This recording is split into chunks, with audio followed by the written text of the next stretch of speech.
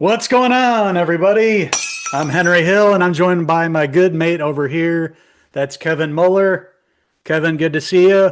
What's up, bud? We are back to talk with all you guys. We're sharing our thoughts on a movie that we just got a chance to check out in the theaters.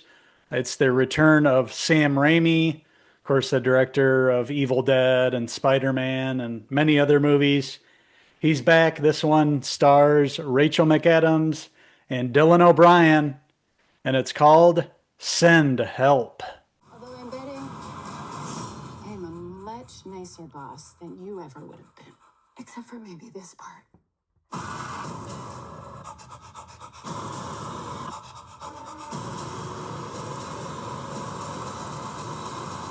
I don't think we should ever leave.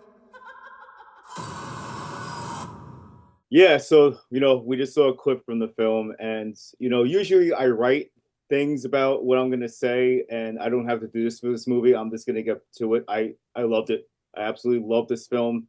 Right behind me is Rachel McAdams. We'll get more into her later, but if you are a Raimi head and you love Sam Raimi, which I think most of us on the website do, and I'm sure a lot of our fans do, like this is heaven. I was just telling you that this feels like a blank check film. This thing oozes with his style, and I loved it. I loved Rachel McAdams. I love Dylan O'Brien. I've been a friend of Dylan O'Brien for a little bit now. I like what he did with Dan Aykroyd last year. Actually 2 years ago now, in Saturday Night, and the guy made a great villain, but I don't want to spoil it because it's not really predictable, and that's what I liked about it. It bounces back and forth. It keeps you on your feet. What are some of the things you liked about it, man? I love the setup. I like how he like eases you into it. He gets us familiar at the beginning. It doesn't feel like a horror movie or anything. It feels like it's going to be like kind of a like a regular old kind of comedy, maybe a little drama mixed in. You're kind of questioning what it's going to be like at the beginning. He's focusing on Linda Little, who's kind of this, she's kind of this clumsy colleague to Dylan O'Brien's character. Dylan O'Brien plays Bradley Preston. He's the boss, and he's taken over as CEO for his dad. And he's a prick, an arrogant prick who wants to, instead of giving Linda her well-deserved promotion that, his dad had promised her, he's going to go ahead and give one of his, college buddies the promotion. And to make things even worse for Linda, he's going to give her some job where she's basically, relegated down into the basement so he doesn't have to see her anymore. He's just unbelievably awful. And, as we know, with, corporate world and everything like that, a lot of the CEOs and billionaires, they come off like this, young and arrogant. And he's definitely playing that up in this movie. And yeah, I agree with you. Dylan O'Brien was really great in this role. He played that role very well, very believable. Like you mentioned, yeah, he's had a couple really good roles recently. I don't know him from his younger days, but I feel like now he's coming into his own. And I felt like this role here was like one to, yeah, him playing Dan Aykroyd, like you mentioned, but him really coming into his own with this character. And, it's just basically him and Rachel McAdams like one on one throughout this movie.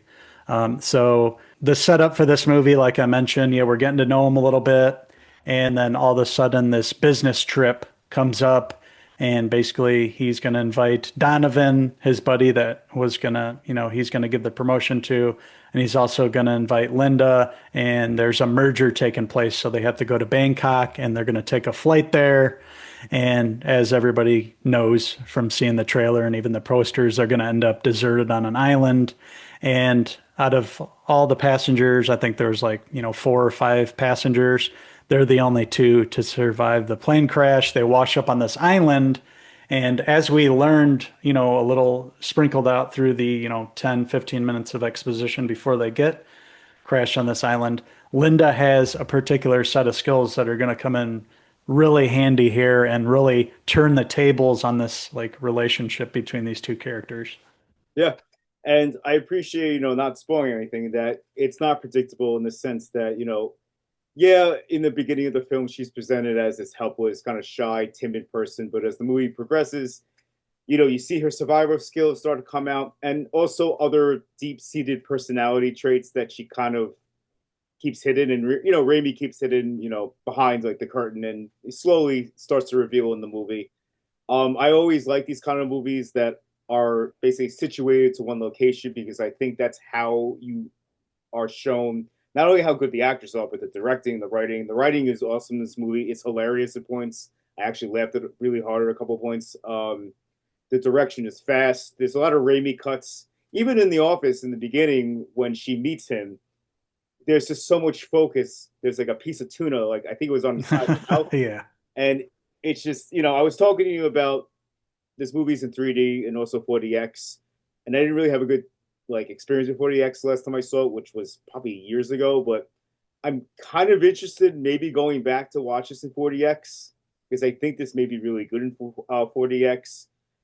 Yeah, and the story of this goes places that you don't think it's going to go. And of course, there's a lot of Raimi shots. There's we were talking about the CEO's father, and it's Bruce Campbell. Like he's not in the movie. You just see a picture from him, like, oh, it's Bruce Campbell. And we were trying to figure out where, what kind of car was it? I'm sorry. I think it's an Oldsmobile Oh, Delta. yeah, Yeah, yeah. yeah, and like that's what Uh, Uncle Ben drove in Spider-Man. Before he dropped Peter off. And the movie's just a lot of fun. It's not even well made. It's just a lot of fun. I zip by. I didn't really check my watch at all. I think I checked it once just to see where we were at, like at a certain turning point. And it's gross. It's disgusting. Yeah, it's just so much fun to watch. And I will let you start off. I'm gonna say a lot.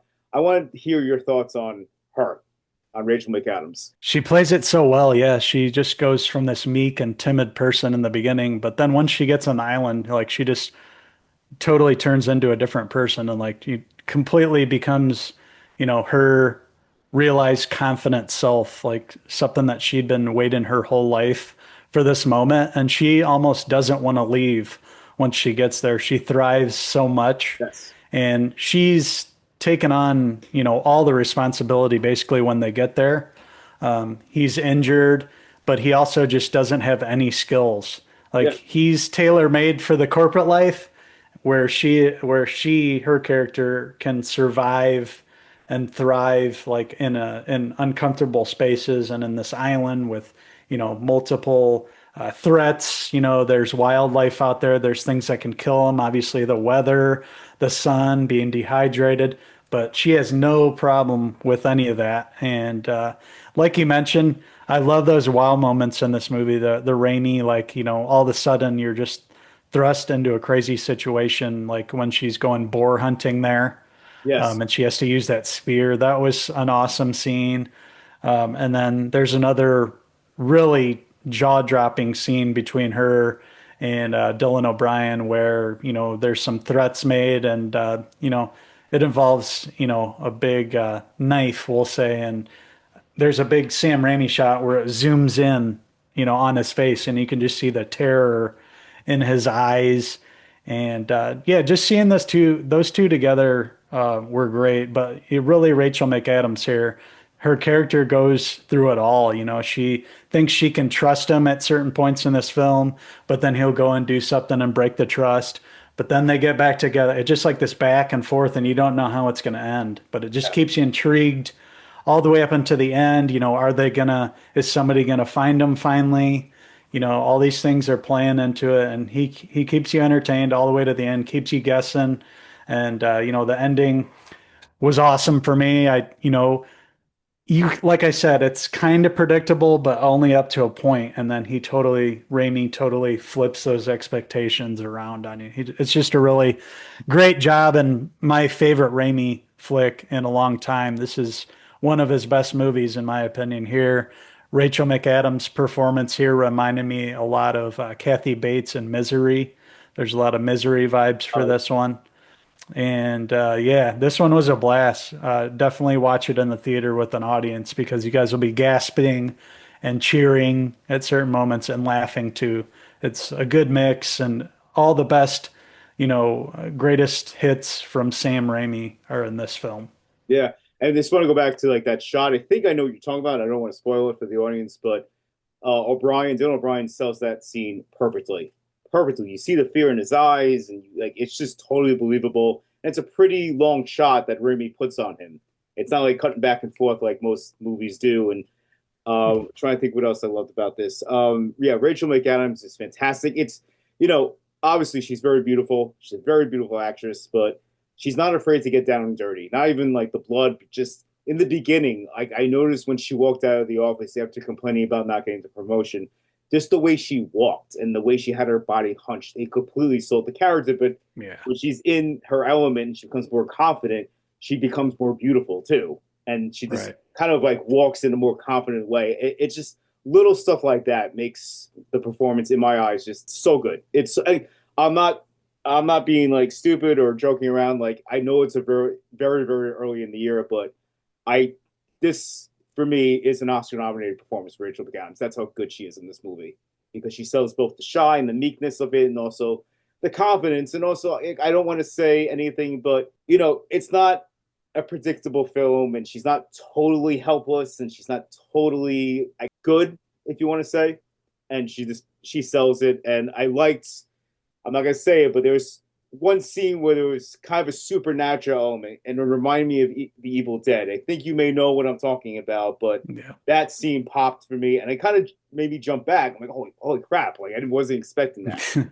Yeah. And it's shot beautifully. Like the location is very beautiful. Like the island they chose, and yeah, it's an overall great time. And I hope this thing makes money. I was telling you before the video that originally Sony was going to have this, but Sony wanted to release a streaming. I don't know why they would do that because this is something, as you just said, that has to be seen in the theater with the audience. This is an audience movie, and I hope that this makes money, and I hope that Raimi is able to do something like this again and kind of give us something weird and off kilter because really no one has his style. Like you watch this movie like this is a Sam Raimi movie. The fast cuts, the close ups, the grossness of it, especially the vomit. I won't tell what scene that is. That Yeah. scene, I was laughing my ass off with that scene, and I actually I learned something about survival, like the whole thing with the berries, like smash. Hmm. That was cool too. And overall, it's a great film. I'm going to sing its praises, and I'm going to give this one 4.5 out of 5. Rachel McAdams Sarah pieces. I hope all these guys on this website and you guys watching, I hope you all see this. This is definitely worth the price of whatever your local Cineplex. Hell yeah, I totally agree with you. This one was phenomenal. I might even like this just a tad bit better than the Bone Temple, and I really love the Bone Temple too. It's 2026 is starting off on fire here. I'm not going to qualify this as a straight horror film, but there's definitely some horror aspects to it. So I'm saying like Bone Temple and Send Help are my favorite quote unquote horror films of the year. Yeah, And yeah, definitely Rachel McAdams' performance in this. She kills it. Everything that you said, it's so nuanced, yeah, so many layers there to the character, the body language. I liked how Raimi just made her normal looking, like you mentioned at the beginning. There's no makeup, there's nothing. But then as she's thriving on the island, you kind of see her natural like beauty come out in there. It's just awesome. I love all the little details like that that Raimi brings to this film, and all the quick cuts and zoom ins and the gross out moments, the blood just in your face, the grossness, yeah. the whole scene at the end and like the shadows. There's a lot of stuff to that you're gonna appreciate about this movie. I loved it too, and I'll agree with you. I'm gonna give Send Help a 4.5 out of 5 Dylan O'Brien hair pieces. So we want to hear from all you guys. Did you guys get a chance to see Send Help in the theater? Drop us a comment in the comment section below, and don't forget to subscribe. Also, make sure to pay attention to this here YouTube channel. Me and Kevin, we review from time to time. He does his own solo stuff. Me and Logan review.